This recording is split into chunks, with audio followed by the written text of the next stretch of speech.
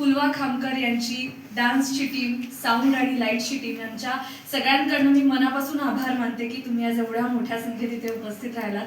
आजचा आपला show house full झालेला आहे, त्याबद्दल तुमचे मनापासून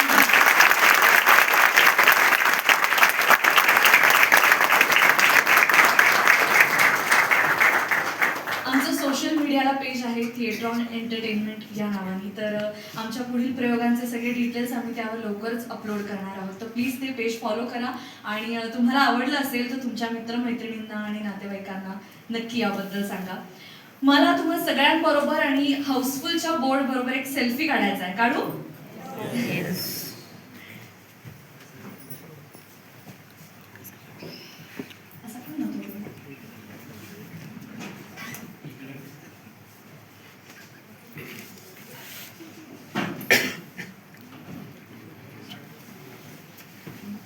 हे आम्हाला कोणालाच नाही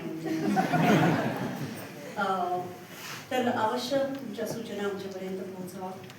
मराठी भाषा ही नष्ट होत चाललेली असं आपण कायम ऐकतो. या प्रयोगात आम्ही असा प्रयत्न केलेला आहे की ज्ञानेश्वरकालीन भाषा, तुकारामकालीन भाषा, शिवकालीन भाषा आणि अगदी आजची भाषा या चारही भाषा आपल्यापर्यंत संवाद रूपाने पोहोचवाव्यात.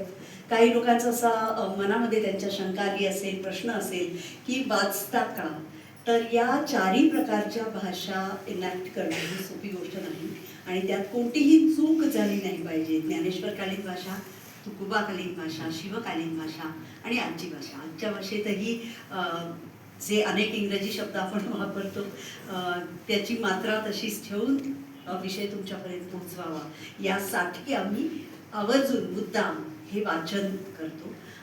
खरं तर पाठ करणं ही सोपं आहे, आम्ही सगळे अभिनेते आहोत, पण भाषा पोचावी, मराठी भाषेवरचं प्रेम वाढावं आणि त्या त्या काळातल्या भाषेत आपण गुंतून जावं यासाठी हे वाचन आम्ही करतो आहोत. पुढच्या पिढीपर्यंत त्या भाषेचा एक प्रत्यय पोचवता यावा यासाठीचा हा प्रयत्न आहे. मराठी भाषेवर आपण सगळ्यांनी प्रेम करूया, ती जपण्याचा प्रयत्न करूया. ज्या कोणत्या परीने आपल्याला ते शक्य होईल ते सगळं आपण केलं पाहिजे, कारण ती आपली भाषा आहे, माय मराठी आहे. हा प्रयोग मराठी भाषा दिनाच्या निमित्ताने केलेला आहे, पण हा थांबणारा प्रयोग नाही, कारण मराठी भाषा वाचवण्याची, ती अधिकाधिक समृद्ध करण्याची गरज आहे आणि ती राहणार आहे. आपल्या सगळ्यांच्या उपस्थितीबद्दल